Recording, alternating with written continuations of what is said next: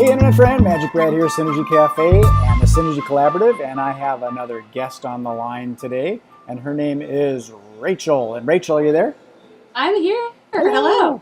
Now you're on the other side of the world. You're way over in LA, Los Angeles. That's right, sunny Los Angeles. I'm in New York. We're in the big, you originally from New York, right? I'm from Brooklyn originally, yeah. Brooklyn. Can't even detect an accent. Oh, darling, if you want an accent, I'll give it to you. No F words, though. No, never. Okay. The way I do these interviews, I do them kind of fast, and we get the know, like, and trust thing covered. When just ask, who are you, what do you do, where do you do it, when do you do it, how do you do it, why do it, and then we get into you. So the first thing is, who's Rachel? Are you married? You got kids? Who are you? Wow. I am married 25 years.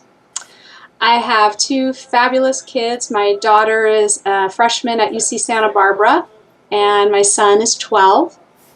And I am a personal and professional development coach and facilitator, speaker, and singer, and author. And then some. Okay. Yes. So that kind of says what you do. You want to get it more elaborate on what it is specifically that you do? Sure. I'm really passionate about the idea of inspiring reflection and results. I think so many times in our day-to-day we get caught up with the drama of the day that we disconnect from who we are and our values and our strengths and the things that really make us thrive.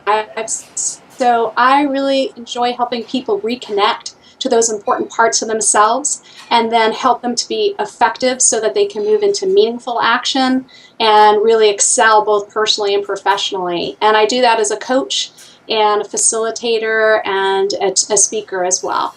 Okay, so you kind of get people back in touch with their real reality instead of all this distraction stuff that's happening all over the place. Their authentic selves.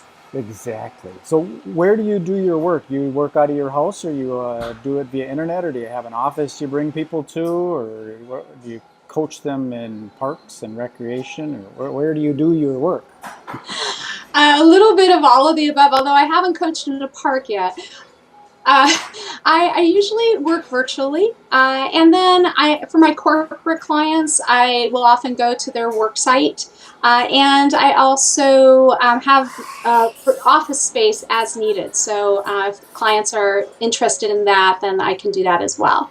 So when do you do your work? Are you like early morning, or do you work regular office hours, or you got a pager where they could just page you 24 hours a day? Oh, that doesn't sound good at all, no. Work-life balance, that's important. Actually, my hours tend to be like from 8 to about 3:30, so I can pick up my son from school. Perfect. I'm always an early morning kind of person, too. I like to get it all done and then go play. There you go. So could you explain a little bit about how you do your work, how the process works? Sure. I use what I call an inside-out approach, meaning that I believe we're one person, whether we're at work or at home. So I start that reflection process by having people complete a very thorough questionnaire called a discovery questionnaire. Then our first session is really focused on the who am I component, and so we come up with a prioritized values list. We do an exercise around work-life balance. We talk about how to co-create our relationship. And from there, I get into assessments depending on the client's needs. So it might be helping them identify their strengths, or it might be the Myers-Briggs. Or with my career clients, I have a career assessment. And from there, after all the data gathering, we move into action. And then I really help support them and create accountability, because now they need to follow through. Now that they've committed and they're paying money, there's an added incentive to really stop putting ourselves on the back burner. I like that you do it a results-based type of work. So I've heard statistics that a lot of people go to these seminars and things, and they learn all this stuff, and then they go home and they never do anything with it. It's a lot of wasted money. Yeah. Actually, there's research out there that shows when you combine training along with coaching one-on-one, that is the highest percentage chance of actually transferring learning because training gives you a common language, but coaching is where you can really individualize it and build that accountability factor. Yeah, and I also believe that it's almost mandatory that a person has a coach. I've had a couple coaches, but I don't have enough coaches. But I think that it's important that you have a coach that can ask these questions and then really drill down and find out what's the block. How come you're not answering that question? There's something there that's stopping you, and it's usually something very, very simple to overcome, and it takes a coach to draw that out.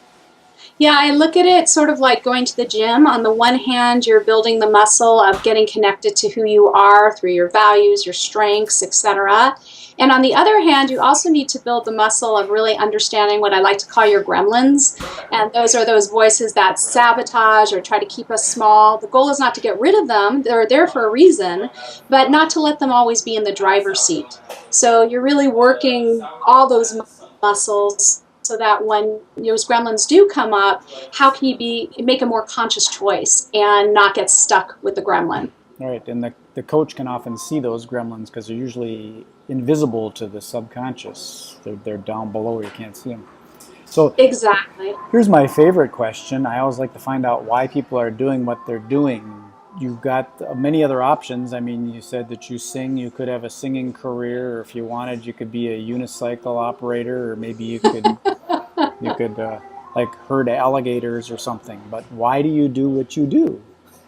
Great question, and I'd love to share more in a moment about the whole singing journey because that is a very interesting story. I always was the type of person who was that friend that people would call in the middle of the night, you know, with their problems and their issues. And I also loved to perform, and when I was 18, I went to the American Academy of Dramatic Arts, and after not getting into their second-year program at the time, I was a full-fledged perfectionist, and I thought, that's it, I must suck, and I decided I'm going to go to business school. And my first semester, though, was as a psychology major, and I very quickly realized I'm not comfortable really working with mentally ill people, and so I quickly changed to a business major and specifically to human resources management. And so my roots are in human resources. And while a human resources manager at EMI Music Distribution, I realized, you know, as much as the tactical part of HR is important, it's not what excites me. And so I quickly started getting into training and coaching, even though I didn't know it was coaching at the time, and hired other people to do the less fun parts of my job. And really, since then, I've, you know, just how do I keep helping people grow and develop? Because that's really what excites me. And I've had my own business now for 15 years doing that. For how long? 15. Oh, wow. Very cool. Yeah. I just admire entrepreneurs that decide to not have that job and they do their own deal. I've always been self-employed. I did have a job out of high school, and then I got laid off, and I thought, what the heck? I thought I had a career here. So I just decided to be full. I started doing magic when I was a little kid, so we're both performers. I started doing magic, and then I got into events. And enough about me. Let's talk more about you. What do you got that's going on, coming up, and you want to talk about some other things? And I've only got, I think we're 8 minutes into this, and I like to keep these short, but sure. Elaborate. Okay. Well, I was starting to mention to you that I stopped performing for over 20 years because of my perfectionism. And when I was at EMI Music Distribution, that represented 10 record labels, no one had a clue that I sang. Anytime I would attempt to perform, my arms would be glued at my side. I couldn't move. It was really painful. And then about 9 years ago, a whole series of events happened, starting with a car accident that led me to a workshop called Joy of Singing. And that workshop reconnected me to what I like to call my performer, which is my authentic self. And I started producing cabaret shows, and I started singing at events. And then I began to write about my journey, and I wrote a book I published last year called Stepping Into More: Lessons from a Recovering Perfectionist. And in the book, I reference a lot of songs that held great meaning for me. And then I decided to produce my first CD called Stepping Into More. So I just launched that last weekend and had a concert to kick it off, which was fantastic. So I'm really in the process now of trying to get the word out to people about really how can they step into more, how can they reconnect to those important parts of themselves so that they can thrive, because life is short and fleeting, and let's make the most of the time we have here. So is that what the stepping into more is? Is sort of like you're froze like a deer in the headlights and you want to sing or you want to perform and you don't?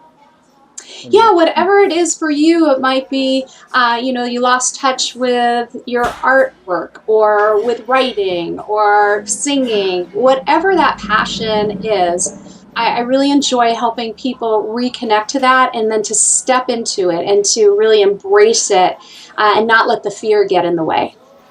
Well, that's really cool because I think a lot of people, they got that childhood dream or whatever, and then they end up getting a job or doing whatever that people say the status quo thing they're supposed to do, and they kind of lose touch with their true self, their true essence of who they are.